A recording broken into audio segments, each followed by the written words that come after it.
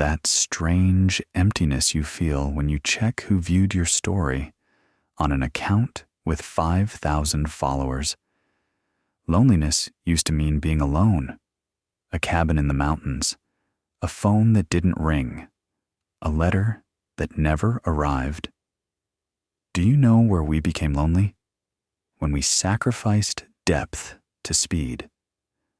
The breaking point came when we started analyzing emotions based on emojis instead of understanding the tremor in someone's voice. Now we look at each other's pixels, not their faces.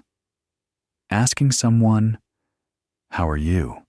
has become like saying, "Please cut it short so I can get on with what I have to say." Nobody listens. Everyone waits for their turn. The perfect lives theater.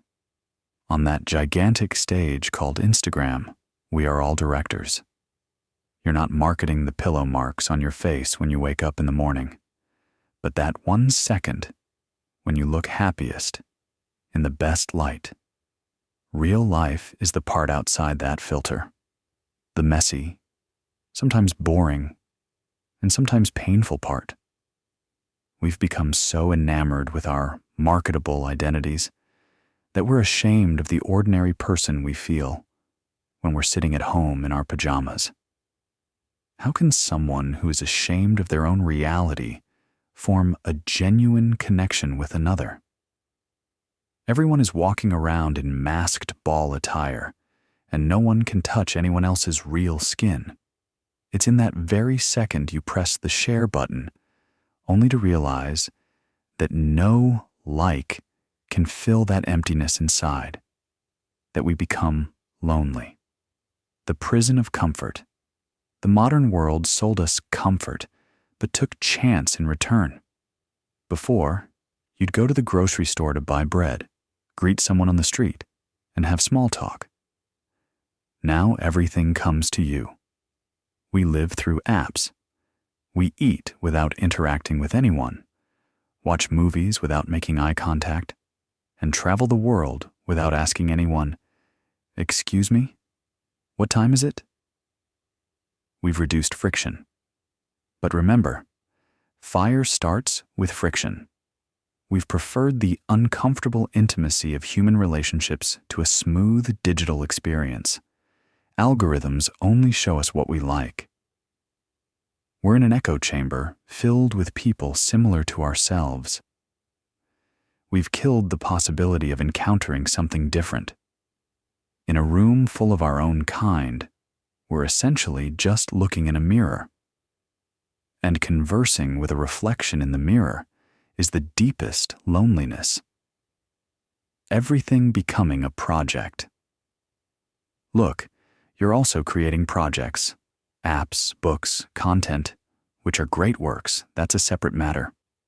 But in general, modern man has even turned rest into a productivity project. Which book should I read to improve my career? Which hobby should I take up to look cooler? Even love has become an investment. We look at each other asking, what will this person add to my life? The cold and professional term networking has replaced friendships that were loved selflessly, simply for being there. The day we started seeing people as connections, we lost our friends.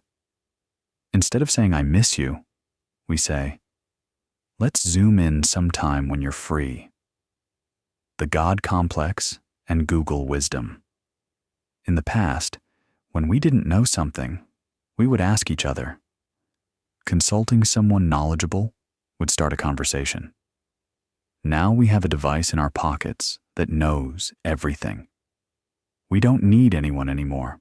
At least, that's what we think. We've gained access to information, but we've lost wisdom. Everyone is an expert on everything. Everyone has an opinion on everything, but no one has the humility to say, "I don't know. Can you explain it to me?" Where there is arrogance, sincerity cannot reside. We've retreated into the fortress of our own truths, closed the doors, and are only spewing anger outwards. Millions of people shouting at each other on Twitter or X, but actually not hearing each other. Isn't this like the silent scream of a giant madhouse? Art, by its very nature, requires a social death. You can't produce anything truly profound in the midst of a crowd, at a table where everyone is repeating the same sentences. When you delve into the plot of a novel, when you're putting that world of artificial intelligence on paper, or when you're searching for the right tone for a melody, you're actually leaving the world outside. Why does the artist become isolated? Because the creative process is the toughest boxing match a person has with themselves. There's no room for an audience in that ring. Art is the fruit of solitude, but it's also a shield that legitimizes that solitude. It's the classiest way to say, I'm not alone, I'm working. But when you get up from that table, the noise of the real world becomes even more jarring to your ears. In fact, every work of art is a cry of, hey, are you here? I feel this way. Do you feel this way too? If we were completely content with being alone, we wouldn't design a tarot deck or upload videos to a YouTube channel. We write, we draw, we code, because we are trying to fill that enormous void within us by touching the soul of another. The artist is, in fact, the person who most avoids the crowd, yet most desires its approval. What is this, if not a paradox? You retreat into your own cave, build a world, and then say, come and find me in this world. It is in that void, that limbo where the work is finished, but no one has yet seen it, that loneliness takes its sharpest form. In the modern world, the artist's solitude has also changed. Previously, the poet would be alone in the attic with their lamp. Now, the artist is isolated by the stress of, how many people will like this? Or, will the algorithm promote me? Even before the work is finished. Art is no longer just a form of expression, but a performance. When creating content for a music channel or designing an application, instead of getting lost in silence, you think about how to survive amidst the digital noise. This, instead of liberating creativity, turns it into a prison. When you start looking at trending lists instead of looking into the depths of your own soul, you lose that true artist's solitude and fall into the shallow and weary loneliness of modern man. The artist uses their solitude as a form of capital. They take that pain, that emptiness, they shape it and release it to the market. In a way, it's trading in your own wound. But if what remains at the end of this trade is a work of art produced in that dark room, then that solitude becomes sacred. Don't be afraid of solitude, because the most crowded place on earth is between the pages of a good book or in the very center of a melody. If people don't understand you, perhaps you haven't yet finished the language. Your work they will understand. So, what will we do?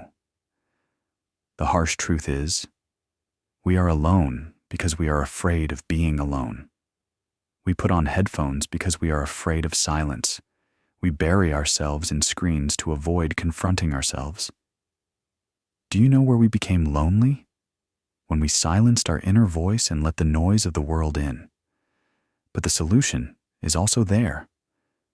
When we can turn off that screen, shatter that perfect image and say, I'm here, I'm scared, I'm tired, and I need someone, a crack will appear in that wall of loneliness. Sincerity is about taking risks. It's about taking the risk of being humiliated, the risk of rejection, the risk of appearing old-fashioned. If this lengthy conversation is to have an end, it's this.